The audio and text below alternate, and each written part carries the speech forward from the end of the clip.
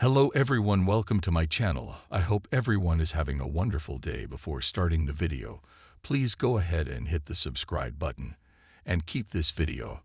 I like her. Let's go start now. They're bear hugging. Steve Kerr slams Timberwolves fouls against Stephen Curry ahead of Game 2.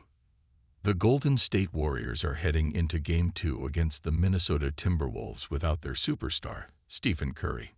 Curry, who went down with a minor hamstring strain, will miss the next 3 games of the series at least. While that is disappointing news for the Warriors, they showed great resolve in the first game of the series.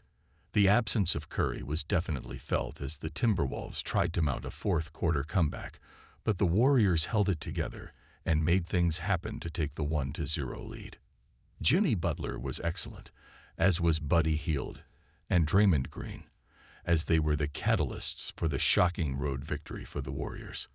Coming off the heels of a very physical series against the Houston Rockets, the Warriors came with physicality to match the Timberwolves, and it paid off.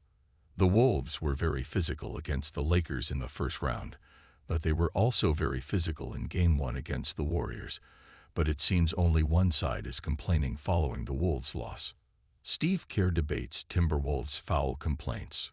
Warriors coach Steve Kerr took time to address some of Timberwolves coach Chris Finch's criticism against the physicality displayed in Game 1. Finch expressed some of his concerns, which were met with confusion in multiple ways.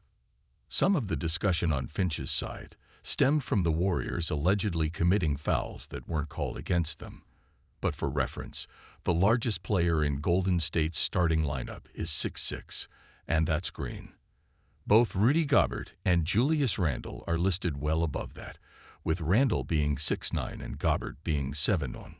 Kerr heard the concerns from Coach Finch and replied in his own way, highlighting the fact that the Wolves were definitely fouling Curry before he left the game with an injury. Curry is fouled on a nightly basis, and it rarely gets called as is. Kerr addressed the complaints directly, in the usual Kerr way of responding. They're bear-hugging Steph. They could have called 6 fouls. I've got my complaints too. We all do. I'm getting ready to send my own clips into the league. Kerr does present a good point about Curry and the fouls that should be called, whether the Rockets or Timberwolves.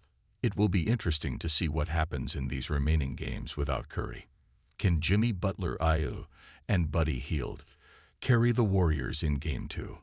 The Warriors will face physical defense from the Wolves in Game 2, but don't expect them to back down or scale back on their own physicality. Kevin Looney, who has played sporadically this season, gave the Warriors good minutes against the Wolves, which means he could play in Game 2.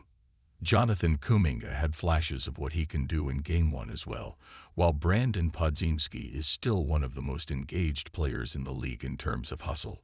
The Warriors could use some big games from Moses Moody and Gary Payton as well, but they have the tools to compete. Butler and Hield are looking like the new duo for the Warriors going forward, as their chemistry seems like it could be the key to the Warriors winning these games without Curry. If Hield can hit his shots while Butler leads the offense, there might be a chance the Warriors could close out the entire series without Curry. Could that happen? Time will tell.